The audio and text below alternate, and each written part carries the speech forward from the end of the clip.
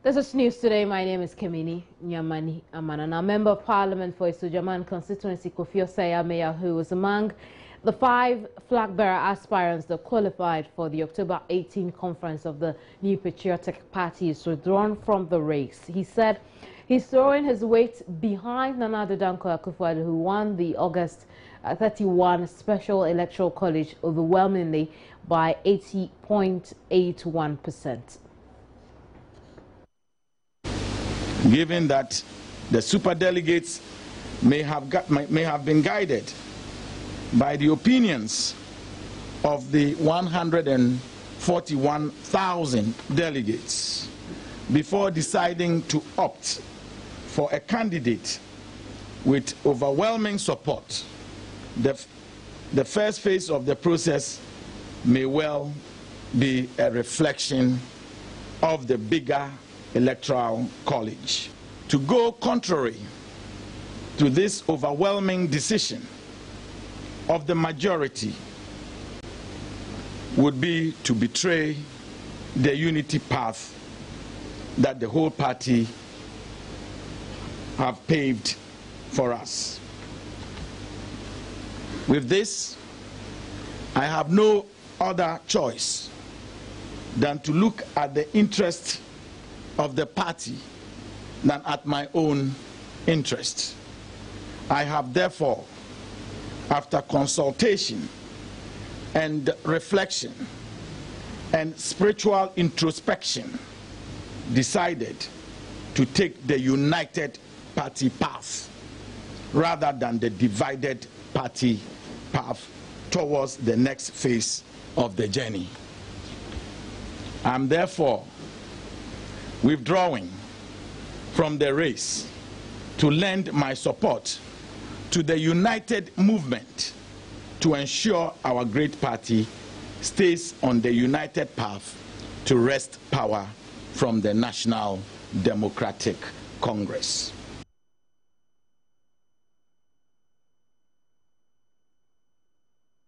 Over the phone now is Dr. Opoku Edu, his lecturer, political science lecturer at the University of Ghana. You're welcome to the program, Dr. Opoku. Thank you. Dr. Edu, Osei-Ameya withdraws from the race. What interpretation should we make to this? Well, I mean, it's simply a withdrawal. I think for someone who made less than 2% of the vote last time, I mean, it is not surprising that he's pulling out and also throwing his weight behind the person who topped. And so I think it's simply a decision to not to contest in an election whose results are almost a foregone conclusion. So for me, it's not surprising at all.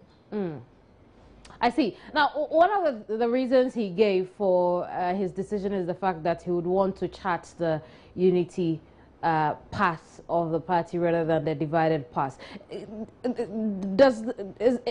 there a divided path within the party from where you sit? Well, that is what he seems to be suggesting. I don't think going to elections should necessarily divide people. The NPP has been there before. Since 1992, they've had several elections, and some of which have been very, very almost antagonistic. So, and each time they've gone through and then come together to contest. So I think if it's just public relations he's doing, the party is now going through an election, and in such circumstances, people would normally express dissenting views and so on. That in itself should not divide the party. And if that were so, all nations of the world would be divided by now. And so I think it's simply a question of the man, thinking that he has no chance of defeating Nana Addo or winning, and therefore giving up. I remember after the Special Delegates Congress, there were a number of calls for the other candidates to allow Nana go unopposed. Now we hear Osei-Ameya stepped down and he's endorsing Nana Addo Dankwa Akufo-Addo. Couldn't meanings be read to this? Well, certainly we don't know what is going on behind the scenes. It's quite possible that he's been spoken to and so on. But whatever it is, you have to look at the man's performance in the last elections. You have to look at his popularity. And we have to look at the commanding lead that Nana seems to have taken. And I think whether behind-the-scenes moves were responsible for this or not, the question still is, could this man have possibly defeated the other 4 candidates? The answer to me is simply no. And so he's coming out to save his time, to save his resources, and also to project a certain unity which, for me, is not under threat at all. October 18 is a little over a month away. Should we expect a lot more of the candidates to withdraw from the race? Yeah, I mean, the man from Mampong who surprised everybody, Mr. Nimo, I won't be surprised if he pulls out. In that case, it will become a 2-man race between Nana and Alan. And since Alan and Nana are not neck and neck in this election, since Nana is leading, you know, judging by what happened the last time, I don't think it will be very important for Alan to continue to contest. But for reasons best known to him, he might go. So I wouldn't be surprised if in the end it become a 2-man race between Nana and Alan.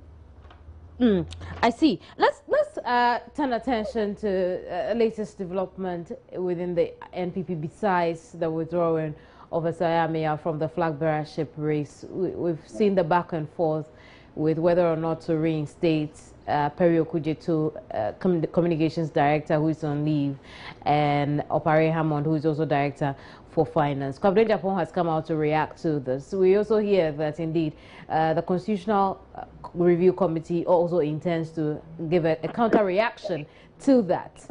What does this say of the party? Well, it doesn't speak well. My understanding is that the Constitutional Commission or Committee was not asked to do what they did, but they decided to provide an opinion. An opinion, yeah. And so we don't know who actually leaked that into the press and why it's taking this form. I think as soon as possible, the elders of the party must sit down and put an end to all these things, because it doesn't speak well of a party that has gone through 2 defeats, one after the other, and is getting ready for a 3rd battle. So it seems to me that somebody within the party will have to call everybody to order. After all, the party has not asked, and there's still complainant who has asked the commission or the committee to do what they did. It is simply an opinion they offered. I see. An opinion is an opinion. Dr. Edu, thank you very much for your time here. Dr. Opoku Edu is a political scientist with the University of Ghana. Also, earlier at Osayameya's press conference, he endorsed Nana Addo Dankwa Akufo-Addo, like I told you. And let's listen to that soundbite. I am here to congratulate Nana Addo Dankwa Akufo-Addo and also to endorse him and ask my supporters to support his cause, because I believe that given what happened on the 31st of August and what is happening now, he is the only one that has been able to put the people together. And also my consultations with the grassroots would suggest that the grassroots are also in support of his leadership as our leader. So on this note, I congratulate Nana. Congratulate Nana and also endorse Nana that I'm willing and able to also work tirelessly until we are able to take power from the NDC in 2016. His desire that we go forward on a united path to win the election of 2016. That's what I understand is at the bottom of everything that he is doing. So I want first of all to thank him on the bottom of my heart for this gesture and to welcome him very much into our fold. He and I have worked together for a long time in this party together, so working together again on a campaign will be no news. We'll move on to education. And a UK-based Ghanaian educationist, Prince Hamidou Omar, believes the basic education certificate examination has become a major impediment to access to secondary education and should be cancelled.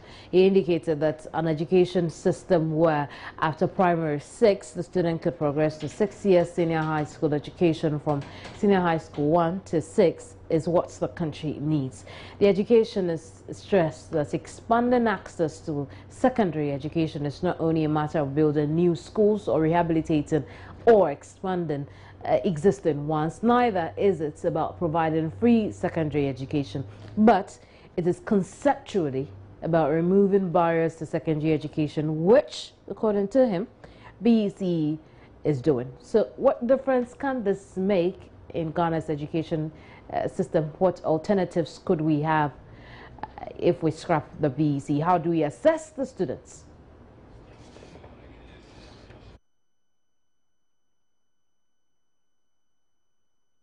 I'm joined over the telephone by Michael Nsoa. Michael Nsoa is former Director General for the Ghana Education Service. Michael, you're welcome to the program. Thank you. I also have Ibrahim Kweku JC, who is an educationist. Ibrahim, I'm glad you could join us. Thank you very much. I'm going to start with you, Michael. Really, what's your view on this call? Scrap BEC, have a 6-year senior high school system, rather? Well, he's talking about a comprehensive school system, maybe which he used to in UK. But we don't have the same facilities as we have in UK. And there's no way for now as we speak now, maybe in the next 3 or 5 years, we'll be able to make it a continuous education from primary up to secondary level because we don't have the facilities. It's going to take some time before we put in place all the facilities, accommodation that we need before people can progress from primary to secondary level. Ibrahim, how about you? What do you think? To transport what is in the UK to Ghana, aren't we going to need some kind of assessment? Are we going to do a wholesale promotion in which year after year the students go forward without any attempt to find out whether they've really absorbed what was taught them in the early stages? Ideally, yes, ideally, a person should be able to go to the senior secondary school level and fall off instead of the present system in which supposedly the person does so well at the junior high school level that he may either proceed to the senior high school level or go into employment or self-employment. The question we should ask ourselves is, have we realized the objective that even today, after the JHS level, the student can be on his own? I see. Michael, what would it take for us to adopt such a system? You see, first of all, we need to be clear about what is basic education. You know, because right now we have not defined basic, or our definition for basic is up to the 11 years of schooling, which is up to DHS 3. And like the other contributor said, we are not sure even whether that is the right thing to do, because when they leave the DHS 3, you're supposed to, if you don't move on, you're supposed to enter the world of work. Are they prepared enough to enter the work of work? Or even do they have the right age, which is internationally recognized, to enter the world of work? So if this man is advocating for a continuum up to secondary level, it means the secondary level, at the end of the second level, is going to be the basic. That is the right of every person that comes into this part of the world. That is the right from KG up to secondary level. And therefore, we will need to make sure that this is implemented and everything is in place and so on. We don't have that. Ibrahim, you spoke about assessment. Couldn't we use the terminal assessment if we had a free-flowing system so that from primary 6, you just write the usual assessment instead of the BECE and move on to the next stage? Still, there must be a central system of assessment instead of leaving it to the individual schools. There wouldn't be that kind of uniformity. in any case, you see, what we should be concerned ourselves with is the quality of education at whatever level. If, as it happens occasionally, a BECE candidate cannot write his name, that is a cause for concern. What has happened to our education? Beyond writing examinations, beyond getting promotions, let us ask ourselves, what has happened to our education? Is it of the same level, the same quality as used to be the case when people were doing what they call the hall after the Standard 7 course? Let's talk about let's talk about the BECE itself. It's been identified as an impediment. I mean, like Michael said, if you fall off at the junior high school level, really you don't have any skills, any employable skills for the job market. And the BECE haven't been identified as one of the reasons people can move on from the junior high school level to the senior high school level. Should we have a system that we can massage? You see, I wouldn't call it an impediment. Any examination is designed to test the candidate to find out whether he's indeed fit to go to the next stage, fit to get into employment. So what we see as an impediment should be seen as an opportunity for the person to get some kind of assessment. My point is this: when the reforms were introduced, the idea was that after the junior secondary school level, as it was called, the person would have been so trained, formally, theoretically, and practically, that he could go into self-employment or get employed. But have we realized the objective? That is the question we should ask ourselves. If we haven't realized the objective, and I believe we haven't realized the objective, what should be done? They were supposed to, for example, be helped by carpenters, by mechanics, and so on and so forth. Have we achieved that aim? Can't we raise the level? As Mr. Ansonwa asked, what is the level? Have we actually defined what basic education is? Is it enough for the person to finish junior high school, or can we go further? Whatever it is, look, we need some kind of assessment, examination, whatever. But we can't have a situation where we say after 1 year, let us promote the candidate to the next level, when we don't even know whether at the next level he will be able to go. So, Michael, let's wrap up the conversation with you. You have been you've been at the GES before. We want to see how useful basic education could be to us, even if you don't continue to the secondary school level. How well can we help ourselves? Well, like I said earlier, the man who brought this issue up is used to the comprehensive system in UP. The comprehensive system, the student goes through from primary up to secondary level before then they enter the university.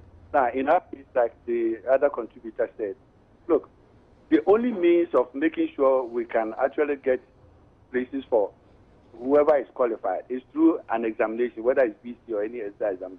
But that means that because all of them cannot be accommodated at the tertiary level, or even at the secondary level, we need some form of assessment, some form of screening before we can do that.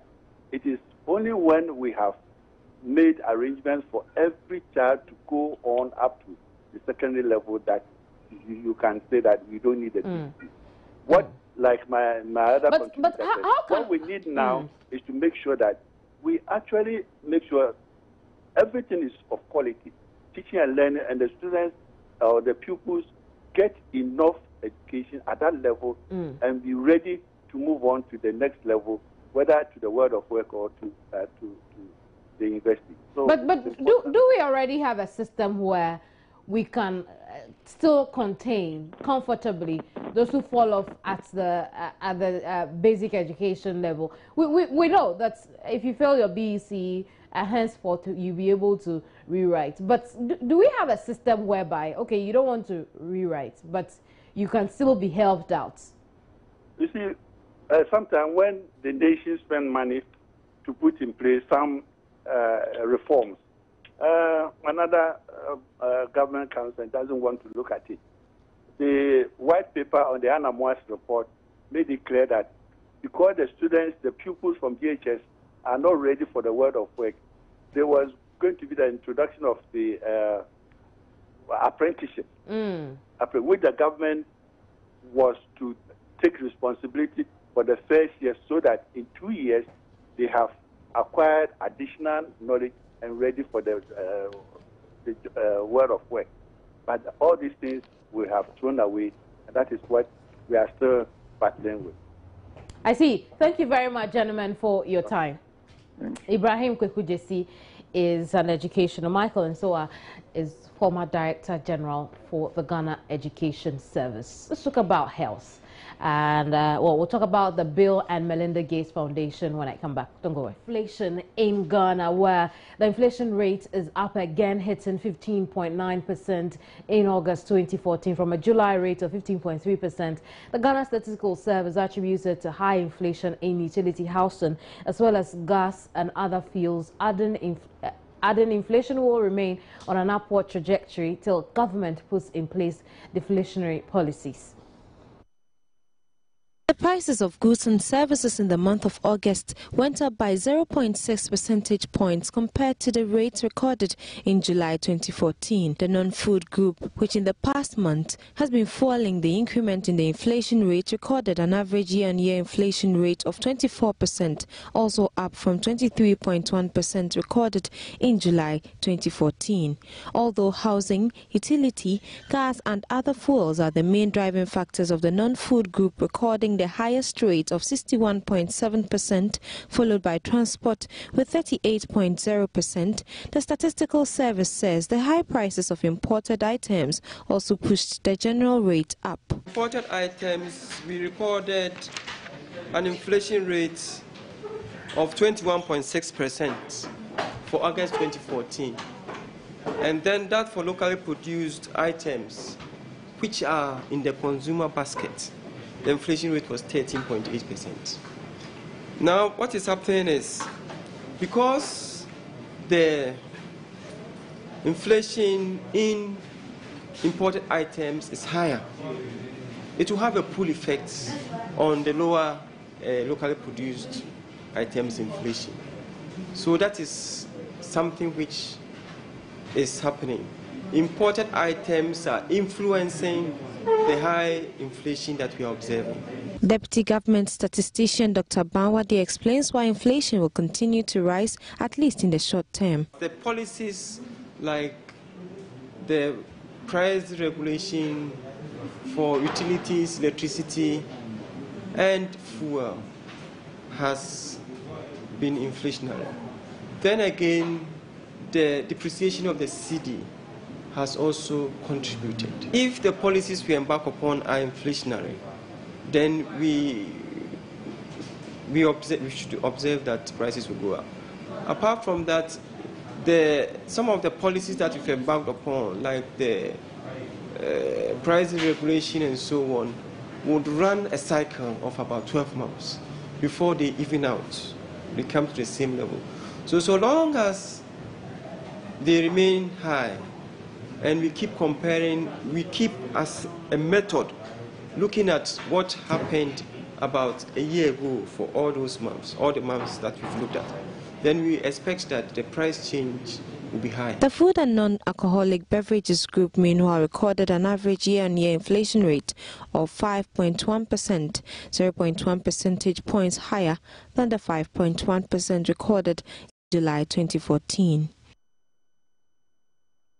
Dr. John Gachi is Chartered Economist and Senior Lecturer at the University of Cape Coast Business School. I'm glad you could join us, Dr. Gachi. I think we've lost Dr. Gachi there, but we'll get into issues around inflation when we raise him over the telephone again. We'll move on to something else now. The intensity of load shedding is set to drastically reduce as government has contracted an agency, a power group, and the Car Power of Turkey to manufacture an emergency power ship to augment power generation. The barges to generate power over a 10-year period will provide a total of 450 megawatts, starting with 225 megawatts in the first quarter of 2015.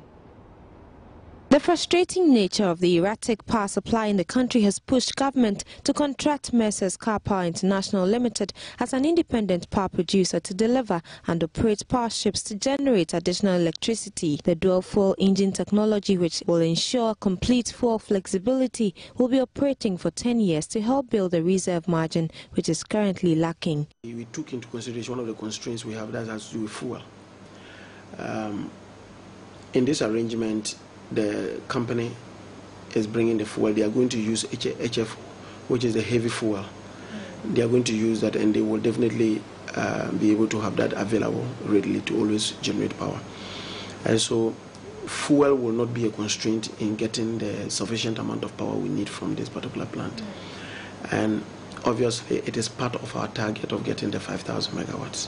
Besides that, we need to have sufficient power within the system, such that when we have challenges like what we have now, the vibration issues with TICO, the compressor issue with TAPCO, one of the turbines in the Pung hydro power is being retrofitted, so we have 40 megawatts out of it. We have one turbine also taken off from Akosombo that's taken off around 150 megawatts. So if you have these things added, what it then means is that, I mean, you show up your generation capacity. Edward Bauer explains the IPP will bear the cost, it will not cause electricity tariffs to go up. It must be made very clear that the cost is going to be borne by the company. That's a car power ship. They are going to bear the cost. It is a prefab one that has been brought. Government is not spending anything. But if you want to look at the total cost that will be incurred, basically at the end of the day, the power is not going to be generated for free of charge. So you may want to know within the 10 years, depending, there are a lot of dynamics that will come in. What is the cost of fuel? Because they will factor that into the tariff that they will be charging, PURC will be doing. Because PURC will always do calculations based on the type of fuel you are using. On contrary, it's cheaper than even crude oil. He adds that although the Ghana gas projects will be on stream by the time the project commences next year, it will not be enough to power the generating plants, as 270 million standard cubic feet of gas is needed to power the plants daily. Abigail Adamakwenchi for Joy News. Now, consumer price inflation for August in Ghana is now 15.9%, up from 15.3% recorded for the month of July rather. Let's get more on this from Dr. John Gachi, who is a chartered economist and senior lecturer at the University of Cape Coast Business School. John, was this expected? Yes, it was expected, because some of the items that were causing the inflation have about 3 months pass-through effect, and that 3 months was not ended before we had new increases in petroleum prices, with depreciation continuing. So it was expected that especially the non-food price inflation would drive the inflation upward to a higher level, as has been announced to us. But when you look at June, July, one could have safely said that it had gone up, but at a very slow rate. But compare July and August, and it shot up quite high. How do we explain that? I didn't get your point. If you can raise it I'm saying that when you compare the months of June and July, yeah, it did go up, but one could consider it at a slow rate, from 15.1 to 15.3. But when you pick July and August, it had really shot up from 15.3 to 15.9. It had gone up by 0.6. How do we explain that? Well, it all depends on the factors which were causing it, whether the factors were very strong at that period. Especially, we are talking about the effect of depreciation, and we are talking about the pass-through effect into petroleum prices and transport prices And then if you look at the way inflation is computed also, they are using a weight for the consumption pattern. So the consumption pattern and the weight of this consumption pattern across board, especially those items that were driving the inflation, could determine why the month of August was quite high. I see. John, could it also be perhaps we enjoyed some a slight stability, if you like, within the month of June? Between June to July? Well, I would not say that, because the kind of stability we are enjoying does not reflect in price build-up. You will realize that as we are even speaking now, depreciation is slightly stable, but that has not affected prices on the market. Therefore, I do not see that is a strong point to actually pitch camp with. I see, John, thank you very much for your time. Dr. John Gachi is a senior lecturer at the University of Cape Coast Business School. Turn attention. So the Black Stars didn't disappoint at all. That is, if you're still a Black Stars fan here in Ghana. So in sports, we'll start off with the Ghana national team. And the Black Stars returned to winning ways after beating Togo 3-2 in their 2015 Africa Cup of Nations qualifier in Lomé Wednesday. Captain Asamoah Gyan, Emmanuel Ajiman-Bedu and Christian Achu all scored, with the hosts getting both goals through Floyd Ayite and Emmanuel Adebayo. Here are some highlights of the game if you were pissed and you missed it. Mohamed Benouza of Algeria. Time to move the hands away. Could very well have struck both men's hands then. Adebayo gets up well. Chance coming up here. Great chance, Togo. Superb goalkeeping, but Togo had to be denied. Home side open the scoring. Only in the field of play, but also. Now, header! Oh, it's a lovely header. Beautifully executed by Asamoah Gyan. Gets up well over that. It's a heading ball. I thought it would have been easy. Maybe not for the goalkeeper. Men over on that far side to be picked out. The header! Oh, it's beautiful from Ghana. Beautifully done in the creation. 6 in the box here for Togo. Ball end. Adebayo! Oh, it's a beauty! Absolute beauty! He got up well. And there's definitely a chance for that long ball to be played for Adebayo to run into. Well, here's some interesting news here. Uganda, as the Black Stars push forward and find the back of the net, grab the lead. An important goal then from Christian Atu. It's the third about this match. 5th in total, 3rd from the Black Stars. They just won't give up. They grab the lead once again. An important goal in considering that. And after the 3-2 win against Togo, Coach Kwesi Appiah admitted Ghana faced a formidable opponent in Togo. It's not been easy, you know. After the World Cup, you play your first game at home and you get a draw. You know, there's a lot of pressure on we, the technical team, and the players. So when we were coming out here, we knew that Togo is a very good team, and on top of it, playing under pressure, you know, is a difficult situation. But these players are all professionals. They know how to deal with such situations, and I'm really pleased with their performance. They played as a team and then made sure we ended up with a victory. I've said earlier that when we came, we knew that it was not going to be an easy game, because if you look at the Togo team, they've got really, really good players. But tactically, our main aim is to make sure, you know, we hold them in the first half, and then the second half, we try to put passes together. But tactically, I believe that, you know, if you look at the team, the whole game, you know, we create a lot of scoring opportunities. But because Togo, they also got a very good team, they proved on the pitch today that on a good day, you know, they can create a lot of problems for any team. I will never, you know, believe that, you know, we had it easy. It was a really difficult game because the Togo also played so well.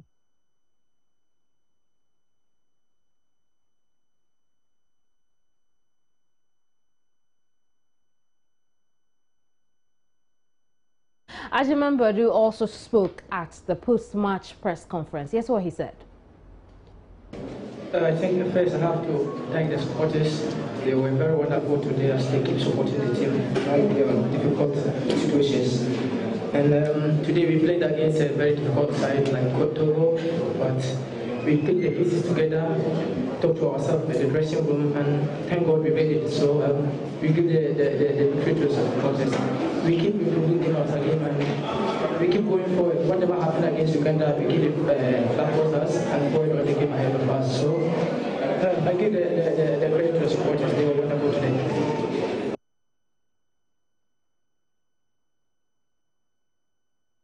Well, the Hawks of Togo also spoke after the match, and striker Emmanuel Adebayo said, well, the team did all it could except lost the game. I think that's why Asama is, for me, is one of the best strikers in Africa, in the continent, and he showed it again today. Obviously, we African players, we always go through a lot. I don't know if you get what I mean, but like, that's why I respect a lot of African brothers, like Asama, Jean, like Didier Drogba, like Samuel Eto'o, Makelesian, because we have been through a lot in our life. We got a lot of problems with our family. We got a lot of problems with our national team. We got a lot of problems with our country. So, big congratulations to Asamoah Gyan, who has been through a lot during the summer, the World Cup. After the World Cup, we all knew what happened with a good friend of ours, which we all praying for, who is Castro under fire, and we praying for him to come back. And I think it's very bad what people are saying, what people are doing, without knowing the fact, without knowing the reality of what happened. And I think Asamoah Gyan showed it again today, that how good he is, how big personality he got, and he played well today, scored a great goal for his country. Congratulations to Asamoah Gyan.